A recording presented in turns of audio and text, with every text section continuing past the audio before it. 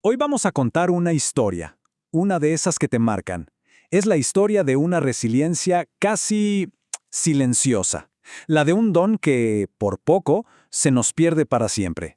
Vamos a hablar de cómo un niño se negó rotundamente a dejar que el mundo o incluso la ciencia le pusieran un techo a su sueño.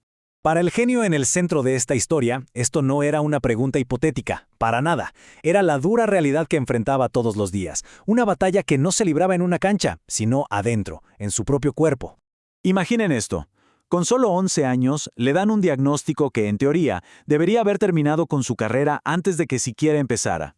La ciencia fue muy clara. El fútbol era un sueño demasiado grande para un cuerpo que, según los médicos, simplemente no iba a crecer. Pero, y este es un gran pero, lo que la ciencia no podía medir era el tamaño de su corazón. Ahora exploremos ese diagnóstico y la lucha increíble que desató.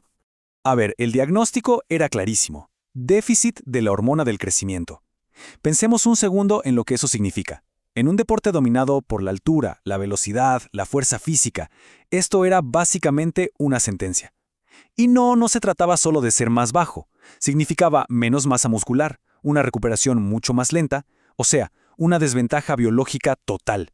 Messi no solo tenía que luchar contra defensas gigantes, sino contra su propia biología, que le impedía competir en igualdad de condiciones.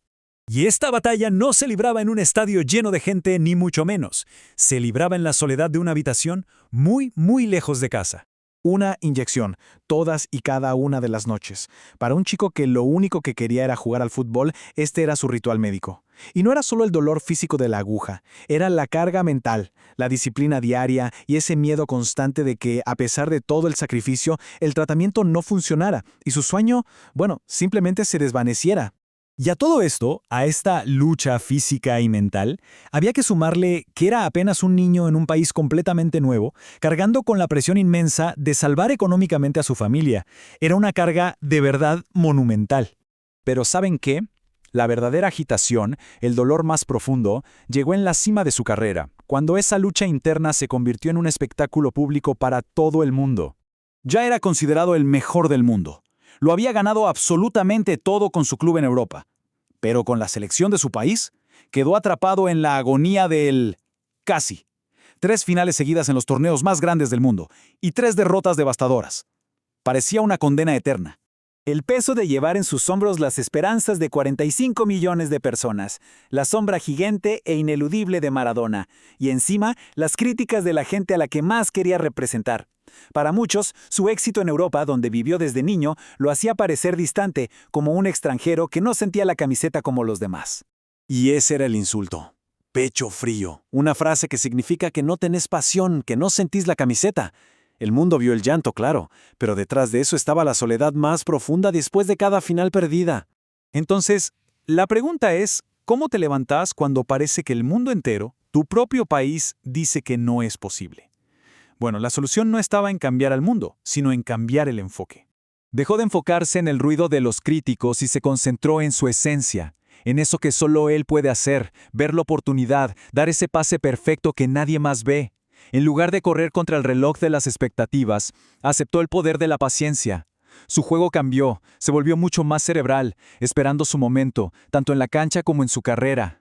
Fue un cambio de la frustración a la estrategia pura. Y entonces en 2022 el momento llegó, la Copa del Mundo. Y no fue un regalo, fue la culminación, la recompensa final para el hombre que se negó a rendirse cuando su biología y después su nación le dijeron que no era suficiente. Al final, la historia de Messi nos deja una lección universal sobre la naturaleza de la verdadera fortaleza. Esta es la enseñanza fundamental de todo su viaje.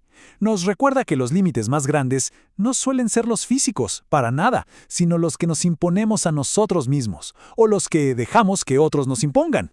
Y es que su historia nos enseña eso, que ser el más grande no se trata de no caerse nunca, sino de ser la persona que más veces decide volver a intentarlo sin importar las probabilidades.